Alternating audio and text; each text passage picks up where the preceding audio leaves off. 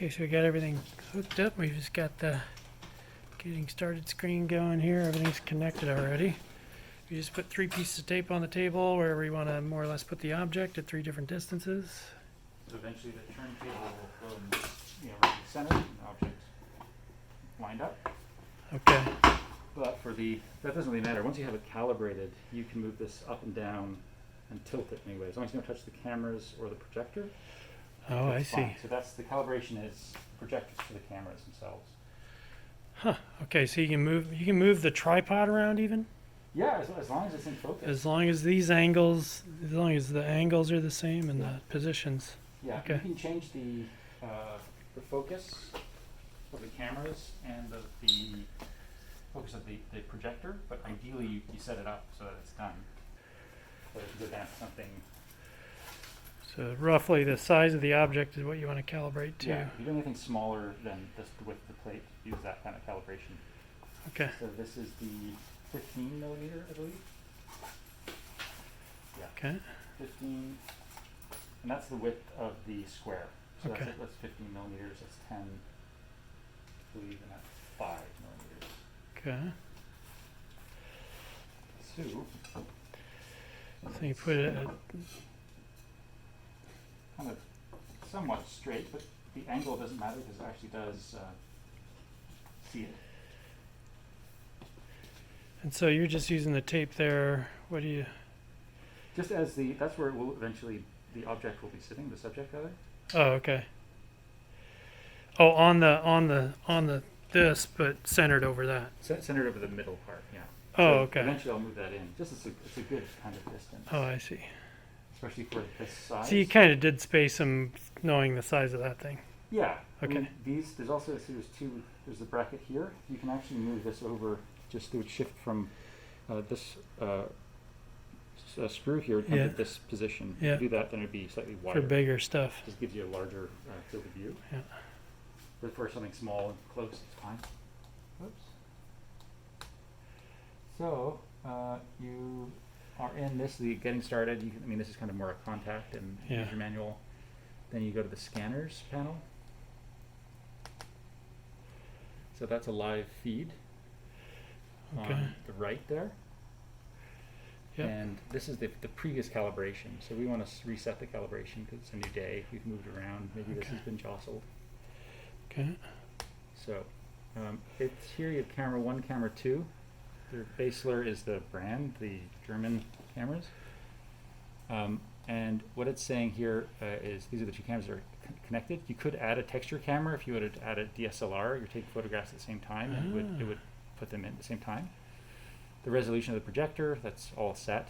And the pattern is a chessboard. There are other options, a circle grid, but we're using that. Chessboard, okay. And you want to turn this down to 15. That's the millimeter size board. It's at 16 there. And we don't have to worry about the... Go down 1 more millimeter. That's 16, 15. There you go. And then, so you can have calibration as a continuous capture. So you could set up the calibration on a turntable. It will give you a good calibration, but it won't be as good if you do it this other way that I've found. Okay. So essentially what you do is you go to the advanced, this is the setup pattern. You put the focus pattern. Okay. So that's projecting this image. It's kind of a grid. Flip this around, you can see it better on there. It's essentially a grid of squares and red and blue lines, and these kind of corner points. Okay. So what you want to do, let's say you're looking at your image on the screen, you want to have your entire calibration board in the image. So this should be fine. It can see it all. So the entire area. So when you I see what you're saying. So when you're zooming in, there are two functions. In this drop down, there's zoom, and then there's lines. So zoom, just wherever you put your cursor, you see a close up. So what you want to do with that is make sure that you have your cameras, you have focus, and you have their f-stop. So each camera has to be independently set. So determine which camera is which. So this is the left and right. So first off, you want to make sure your projector's in focus. So get as sharp a line just visually to see that your subject is in focus here.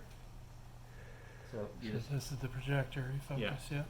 so that projector, there will be a focus line on the surface itself, and you can kind of see, get as close as you can get it, Yeah. just optically. Then you want to go into each of the cameras and control the focus itself. So that's the focus of the camera. We know that the projector pattern is in focus, and we get this to a nice sharp focus there. That's good. And then the same thing on the other side. And it's pretty close. And how do you mess with the f-stop? You just set them sort of in the middle. Well, the ring here, so this is the focus, and you can lock it in, but they're pretty tight. They're not going to move. There's a little screw here. All right. You can lock that in. You can get it.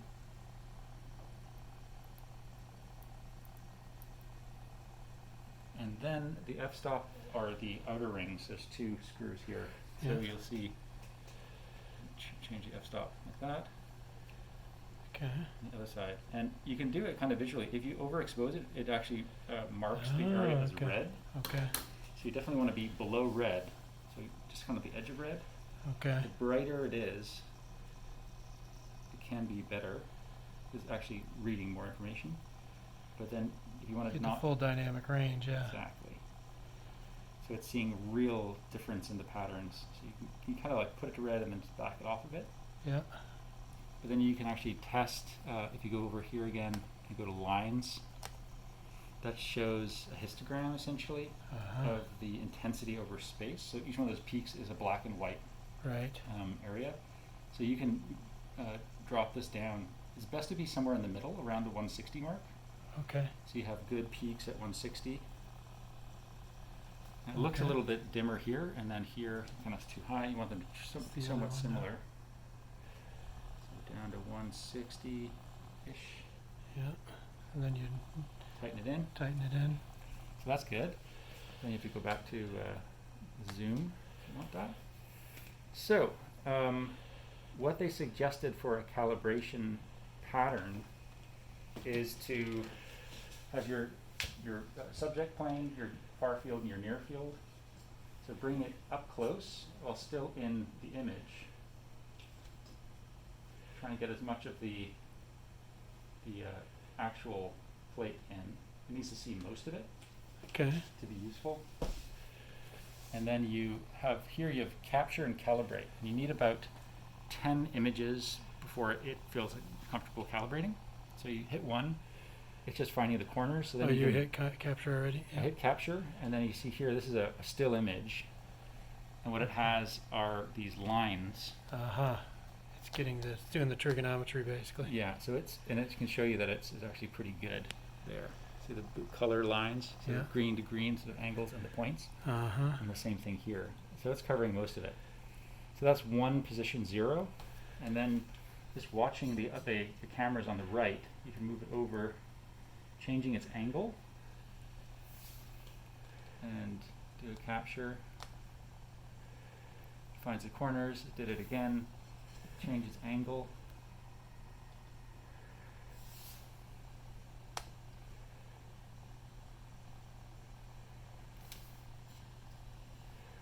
It's very vertical, like it's going to tip over. And then we can go back. That's interesting. You see it's still catching all those angles, doing it straight.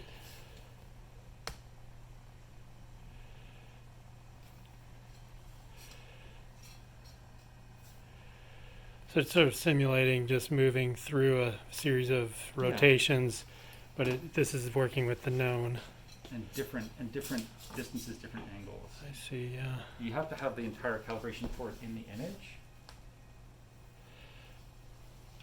in order for it to so like it's not in focus anymore, but it will be. It knows where it is in relation. So some of the things will not be in focus, but it'll actually make the measurement and take the information from the most focused plane.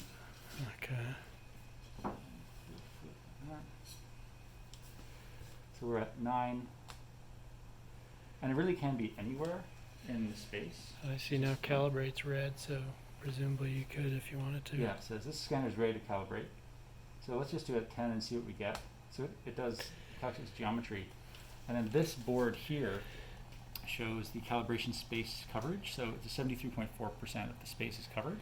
Uh-huh. So it shows some weakness in this corner. So we want to do more calibration over here probably. Okay. And anything above 65 is fine. But if you keep going, if you keep adding more, It's just more robust. so if we just add, let's just do Yeah. add a couple more in the near plane. Interesting. Okay. That's okay. So it's just adding another position. Oh, that failed because it's not full. We'll delete that one. What happened there? It didn't see the entire board. Oh, okay. So let's see. Should help. Yeah, so it caught that. Mm-hmm.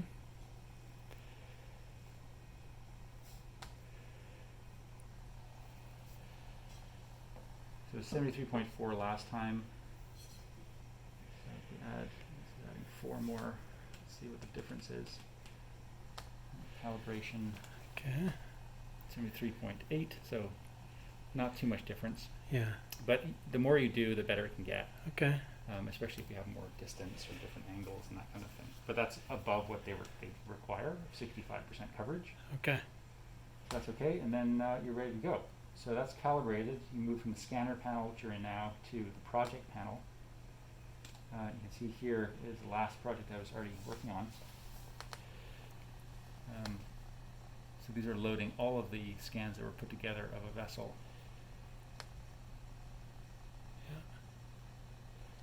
From this, but you see as I move this up and down, it still is traveling together because it's still focusing on that same spot. So I it's never going to hit it, Okay.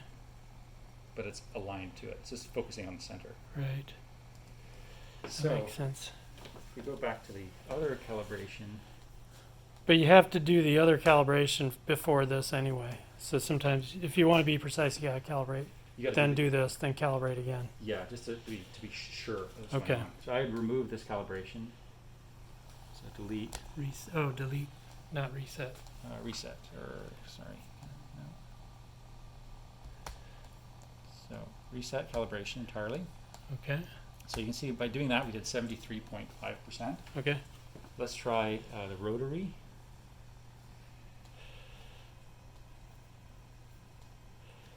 So to turn on the rotary here Where is that? in the project, you have, where is it? Back in the scanner. So you enable the continuous capture. Where's the rotary?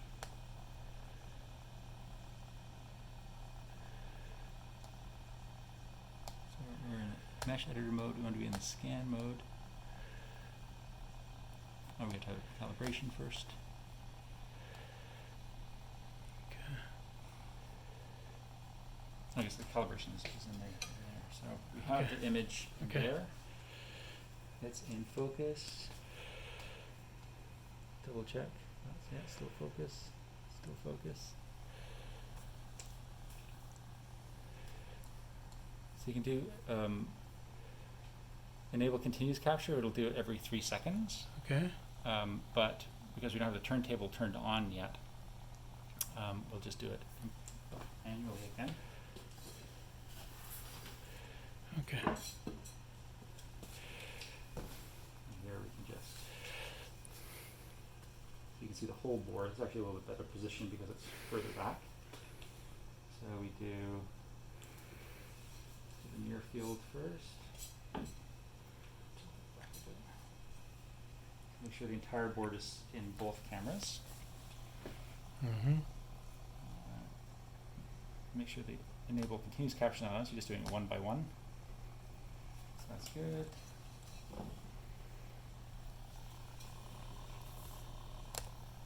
Capture.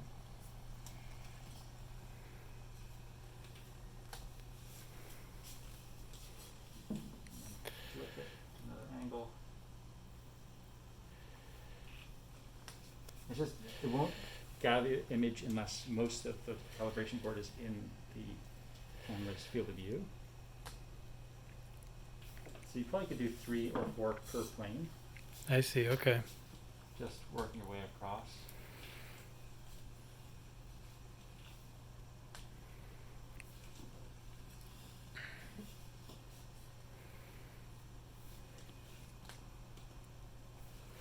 One straight on.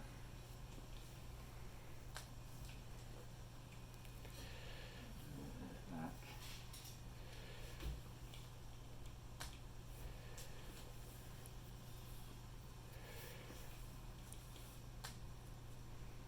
So that's about 10, but just give it a few more. I mean, in some of the calibrations they were doing 30 or 40 if they were really, really high coverage. Everything will help it figure out where it is. Right there. Every image. Just more data to calculate with. Right, so if you want to be really fussy, you could do 6 lines of tape and just Again, just kind of use those as a guide. That's just really, give it a lot of information to chew on, and might take a little longer to calibrate, but it's still within seconds. yeah, So we've got 16 there. It's probably enough. okay. So the camera is 16 positions. It's calibrating geometry, and it'll give us an output. So you see that one is 81.8. So that was much better Okay, because not only we brought the cameras to focus on the center, but we also did 6 more calibrations. So that's really, really good. okay. So now it's super ready to go. Bring in your turntable. And say okay. So now it's calibrated, the project can begin. So we can turn these off. It's just from a previous, okay. Yeah. So we can do a new project. Call it this project. Project. Whatever you want. So those are saved as project files in its own format. So you can go back, open it up, and deal with the meshes again, or decimate, or revisit however you want. Okay, So it's ready. Here in the meshing, you have different options. Generate a mesh. You can just do points. You can do the alignment is mesh geometry, so it's aligning itself to the mesh that exists. You can put markers on the object or the surface, and it'll align to the markers, Huh. which can be quite accurate, but it does also puts markers on the object, which is Yeah. problematic. So it's using the mesh to align itself up. And then the cleanup, if you want to, it'll just be a lot more processing time if you go to extreme. So standard is assumed for objects of this sort of size. okay. It'd be extreme if it's much smaller or Like a lighter, tooth or bigger. something, yeah. Yeah. And the mesh density, you can obviously push that up. At this stage, it's still collecting about 4 million points. Okay, You can, so even medium low is super, yeah, it's way more than we need. okay. It does a texture capture, so it is taking an image Okay, from the cameras. These are color cameras, and the projector color is white. I mean, it could be black for whatever reason. okay. And you want to turn on the rotary. Maybe it's not on.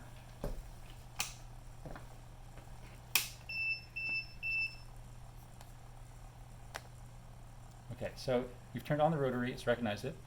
You can do 2 types of, you have to calibrate the rotary as well. You can either do a geometry align, so you have some sort of object there and it's looking at it and it's going to align itself to the object, or you can just throw the calibration board back in, which I think is Okay, the best idea.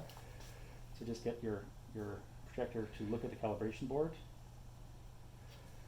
tighten it down, say the calibration board align, and continue, and it's going to go through a couple of known turns of certain angles Uh-huh. and capture images and find the corners in those angles. So it knows where the calibration or the rotary table is in relation to the actual space. So here it says rotary table calibration successful. Would you like to view images? You can look at them and it'll show you the pictures that were taken and the quality of the point images. So the Okay. points are aligned. these look really good. This looks all fine. You can zoom in there and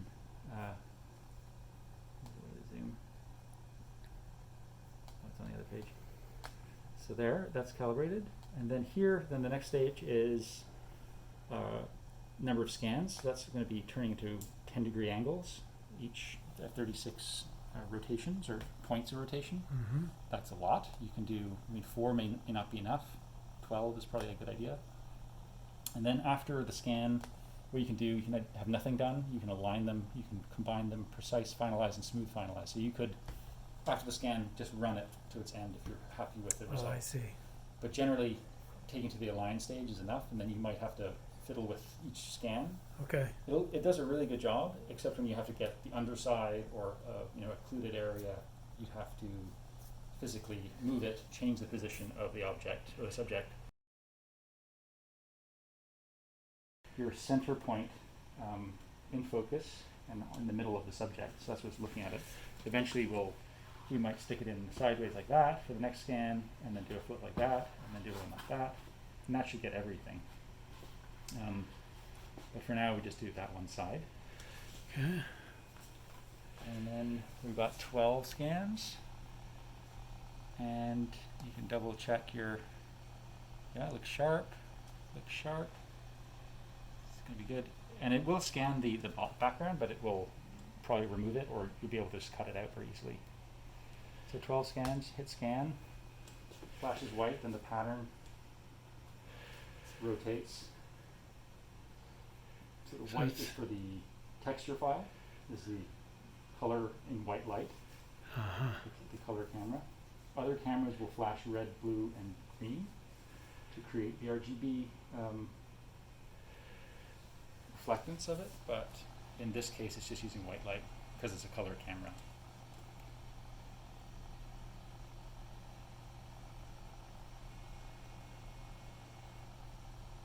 So you don't see anything popping up until it finishes all 12 scans. It processes each one in a couple of seconds and then displays everything. And you'll see how well it's aligned itself to between the scans. In practice, it's been pretty good. And at that point, you can combine those scans together into kind of a collection. You can unstack them again. Okay. But then, so for each phase of your scanning, so this round will have this one compact level. You compress them together, do another set. So you might have four sets that you put together. Right. 4 360s. 4 360s, and because you've changed its position, they'll be in different positions in the model space. But you just have to clean it up and arrange them close together, and it will pull it into for alignment really easily. There's always a little problem child in there somewhere. So now it's processing each of the scans. You can see it's very quick. And then it'll display them all together in the same space, because we said after the scan to align them. To do the alignment, yeah.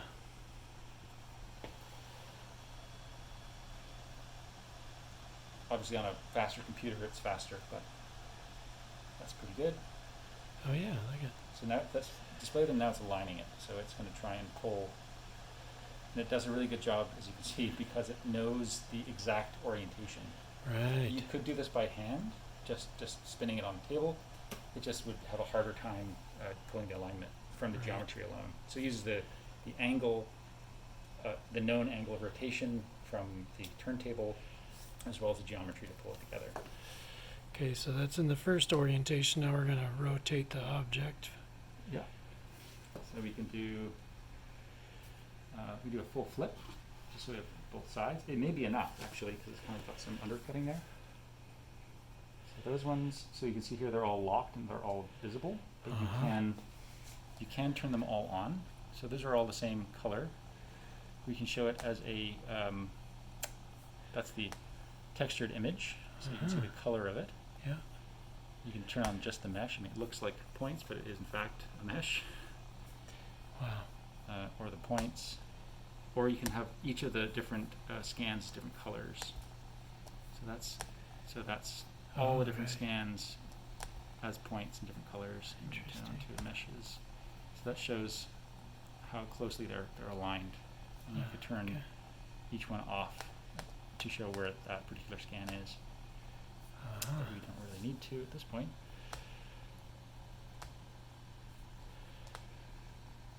So that's one scan. We can clean it up afterwards. Okay. We can collect them. Just go to the top, put them together. Oh, you just selected them all. Select them all. They're all locked and just combine. So that's just pulling them all into one file. You can unpack them again. So they're all in there. So you can see there that little symbol shows that it's a package of a number. Okay. And if you wanted to fiddle with it after the fact, I'm pretty happy with that scan. You can uncombine and it'll just unpack them all. Okay. So let's move on to the next scan. So it is undoable. That's important. Okay. Totally undoable. Everything is undoable until you export. finalize. That's smoothing it until and you everything else. finalize. Okay. So then we're going to the other side. We flipped it, Yeah, we've already flipped it. and again 12 scans.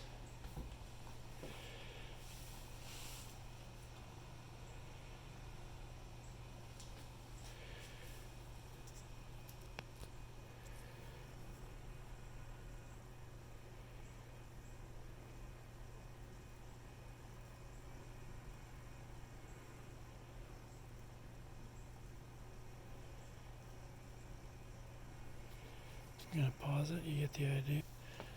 Okay, so now we're just combining this second 360 into one. So it's a little easier conceptually where they are. So you can see those are the two scans. They're laid over top of each other, but they're actually the two sides. Right. So what you have to do, pulled it apart, so you can see those are the two sides. What we probably would need to do is just flip this in this kind of angle and kind of align it visually. If you click within this, it will either, the yellow orb will drag in the movement of in XY, Uh-huh. in whatever plane your image plane is in. If you click outside, it'll rotate the entire scene. And then the yellow, red, and green will change the rotational axis, Of whatever's selected. X, Y, and Z, in that plane. So it kind of locks it in there until you touch this. So you can see those are close, and then we can just try and pull this in a little bit better, as close as you can try and get it. It's not perfect, but it's close enough that it'll probably grab it.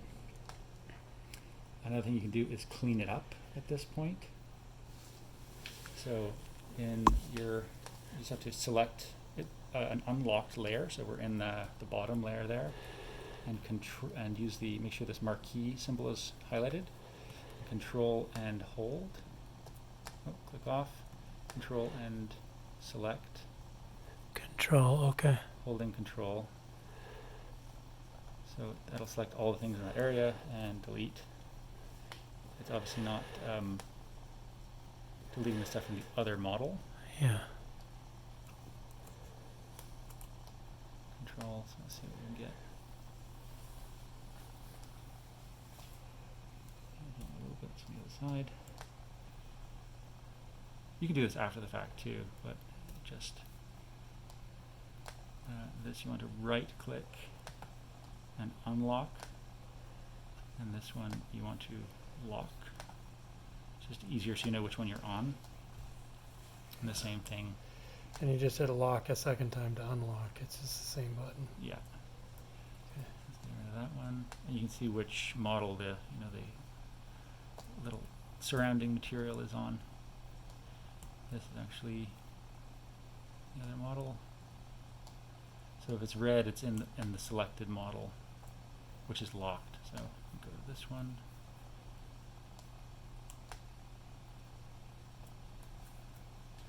Now that should be fine for now. Okay. So when you're aligning them, you have here, that's also another lock button. Mesh geometry, select geometry, or fine align.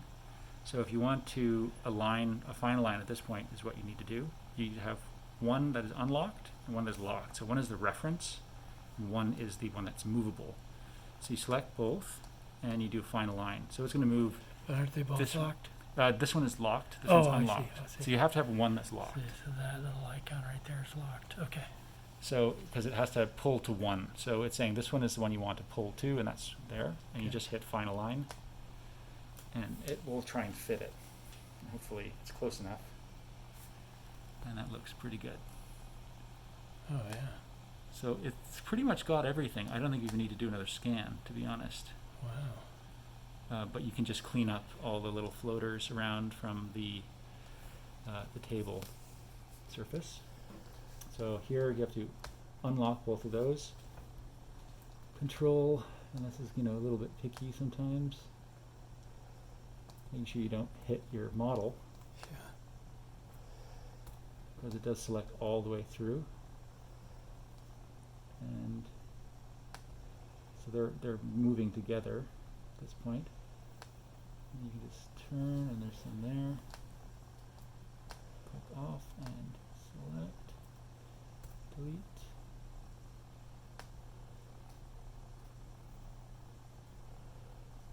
I'm not seeing anything else. Is there some, if you zoom out, is there something floating out, way out? I don't think there is. What you can also do is probably invert. So invert selection. I'm not sure where it is in this one. A lot of them you can like select the object and invert, and it'll just get rid of all the floaters around it. So that's pretty good. At this point, I would select this set and this set and combine all of those together. So that will be What was the button you pressed there? the combine. Combine. So now all of those are It's in. grayed out now, but it was Yeah. combine. Okay. So combine. So you could at this point uncombine. This is a stack of Okay. 24 scans essentially. Right. So we don't want to do that. Then finalize. Sort of nested combination. Yeah. So essentially they're all independent scans. But they've been cleaned up and aligned to each other. And Yeah. to me, I don't see any problem with that model at all. Yeah. There's no holes even. The only hole I see is actually right here, and that you can see in the actual object is the label in black, Yeah. which is black is hard to model. So then especially how for would that. you fill that? Just That's in the finalize. Oh, So okay. you hit finalize, and then this is where you can make all the decisions. Resolution, the smoothing, you can decimate it if you want to make it smaller. Right now it's pretty huge. The average mesh to mesh distance here in the fine alignment report is actually 0.031 millimeters, so that is 31 microns. yeah. That's fine for our purposes. Yeah. And if you want to fill holes, we don't have many, so we might as well fully fill it. The texture that you create will also change the size of the file. So the texture size, you can drop it down, you can make it higher, depends on what you want. I think that will probably be fine for this. There's not a lot of texture information that's super valuable here. Right. We can decimate it as well to make it a little bit more light. Let's just make it, you know, medium low. And after you can either keep the source scans or delete them. If you want to delete them, keep that checked. I think for this case, I think this is ready to go. We don't need to go back to the scans probably. And once you have the decimated mesh, you can save it as a large mesh, decimate it in other programs, or you decimate it here, but you can't go back and have the full size. Right. So if you're erring on the side of caution, don't say delete source scans and then go OK. So that goes through a little bit of a process. This can take a little bit of time depending on the size and your choice of decimation and texture size.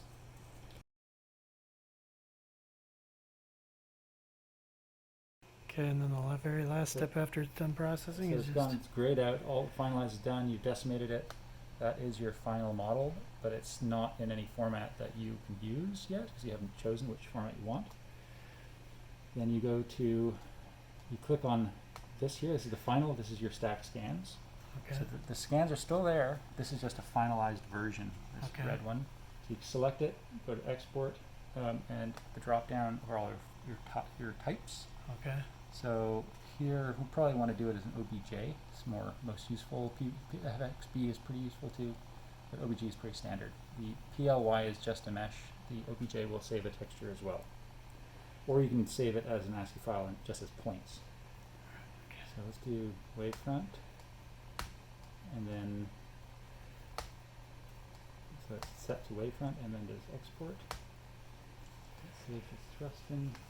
This is called 2007. I don't know what that is. So you could have multiple scans in a project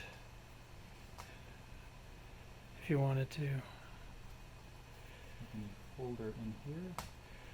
So like the project file, you could have all kinds of different artifacts from the same site, let's say, something like that. Yeah. Let's see, in the folder. Oh, it gives its name, so it's export 27, but you can go back into it. So you can change the file name Right. Okay. with whatever details you have.